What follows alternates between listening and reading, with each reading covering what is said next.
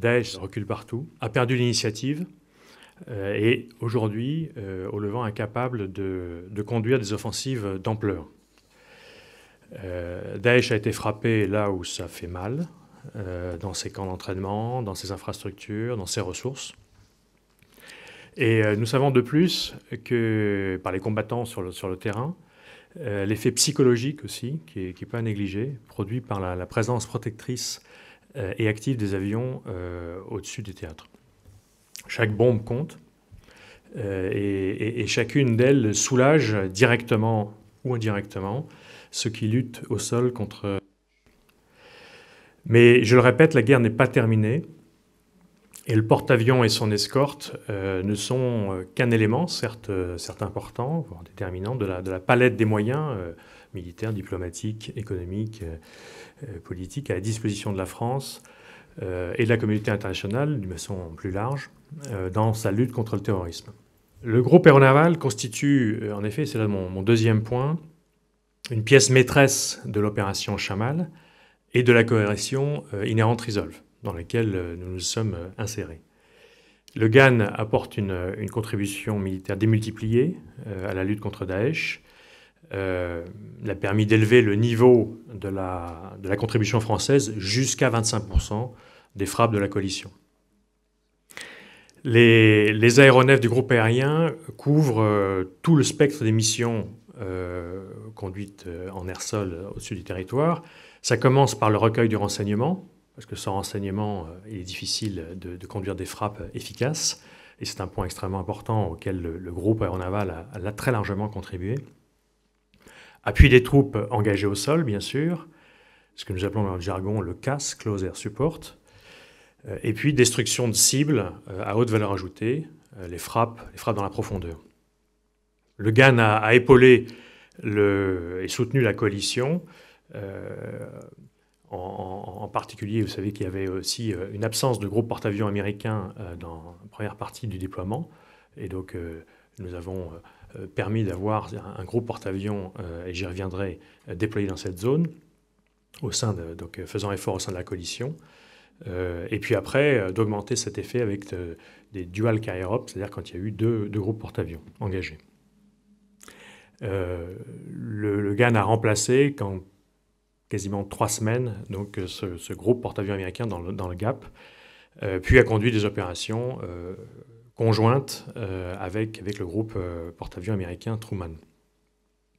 C'était aussi, et ça a été rappelé, la première fois qu'un amiral non américain prenait la fonction de CTF-50. La Task Force 50, c'est le fer de lance de la 5e flotte américaine dans la région.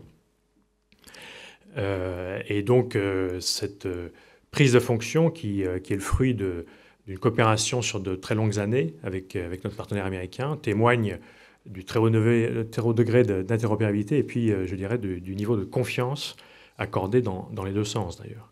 Et qui dit confiance dit partage du renseignement. Voilà, donc il y a eu une très grande coopération avec l'amiral Donegan qui commande cette 5e flotte et avec lequel j'ai travaillé pendant plusieurs mois. Cette prise de fonction et cet engagement français au travers de celui du groupe aéronaval et la fonction de CTF-50 a été aussi souligné lors de la visite du secrétaire d'État à la Défense américain, Ashton Carter, le 19 décembre. Notre coopération avec les États-Unis, c'est aussi l'occasion pour moi, et c'est mon 3e point, de revenir sur le rôle politico-militaire du groupe aéronaval, qui ne s'est pas démenti pendant ce déploiement, loin s'en faut. Outre son apport à la stabilité des zones qu'il traverse, le GAN a soutenu les intérêts de la France en océan Indien, dans cette zone tout à fait stratégique qui est l'océan Indien. Sa présence même, sa simple présence produit de la sécurité grâce à l'ensemble des missions qu'il opère au quotidien. Il y a bien sûr la projection de puissance au Levant, mais en plus de ses vols opérationnels dans le cadre d'OIR, il y a tout ce qu'il fait tous les jours à la mer et donc qui procure de la sécurité. Ça va de la tenue d'alerte à des missions de search and rescue, de surveillance maritime, de recueil de renseignements sur d'autres éléments que ceux du Levant. et de protection, de participation à la protection des voies de communication qui sont vitales, comme vous le savez, pour notre économie. Le groupe aéronaval est également un outil de développement d'ambition et de la coopération européenne en matière de défense. Ça a été souligné, le caractère européen de ce groupe aéronaval. L'intégration donc pendant une longue durée de frégates européennes souligne là encore le niveau de confiance entre notre marine, la marine nationale, et les marines européennes, britanniques, allemandes et belges en l'occurrence pour ce déploiement. Cette interopérabilité, le mot qu'on avance régulièrement, c'est quoi? C'est juste l'assurance de pouvoir agir en coalition avec une grande réactivité partout dans le monde en cas de crise et de façon efficace. Le GAN a également appuyé nos partenariats stratégiques. J'ai déjà parlé de celui qui existe avec les Américains, avec les États-Unis d'Amérique.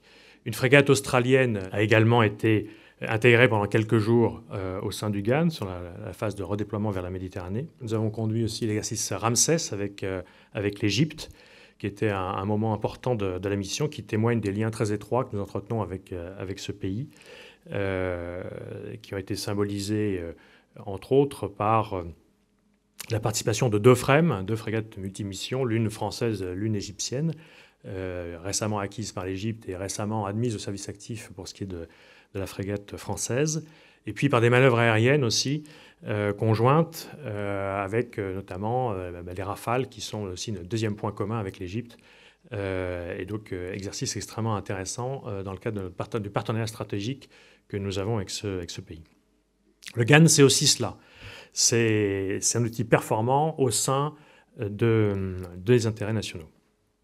Le porte-avions était accompagné d'au moins une frégate multimission. Il y en a même eu à une période de 2 avec la Provence et l'Aquitaine. Et puis d'une frégate de défense aérienne, en l'occurrence le Chevalier Paul, pendant tout le déploiement. Chacune embarquant un NH-90, le Caïman dans l'appellation marine, donc élément moderne. Le groupe aéronaval est aussi bien un outil de haute technologie française qui préfigure la marine, le format 20-25 de la marine, donc un GAN puissant et moderne. Le combat dont je parlais en introduction continue. Il continue avec la Task Force 50, qui est maintenant dirigée par l'amiral Batchelder, américain pour le coup, avec l'USS Harry Truman, qui poursuivent leur engagement au quotidien depuis le Golfe Arabo-Persique. Ils continuent pour les marins français aussi qui sont actuellement déployés en Méditerranée orientale ou dans le Golfe Arabo-Persique, au sein de la coalition, en mer et en l'air avec l'Atlantique 2 qui est aujourd'hui déployé en Jordanie. Ils continuent bien sûr aussi pour les aviateurs. Dans le dispositif prépositionné a été, comme vous le savez sûrement, renforcé. Il continue aussi pour les soldats, pour la composante de l'armée de terre, qui partagent leur savoir-faire avec leurs camarades irakiens. Il s'est interrompu temporairement pour les marins que j'ai eu le privilège et l'honneur de commander à la mer ces derniers mois, marins français, marins aussi, comme je l'ai rappelé, américains, britanniques, belges, allemands, australiens, qui ont chacun apporté leur contribution à la lutte contre le terrorisme en complémentarité totale avec les autres forces engagées contre Daesh au Levant et aussi avec le dispositif en métropole, le Sentinelle. Donc c'était la défense de l'avant, comme selon la formule favorite du chef d'état-major des armées. Aujourd'hui, le porte-avions et son escorte sont entrés dans une phase de régénération.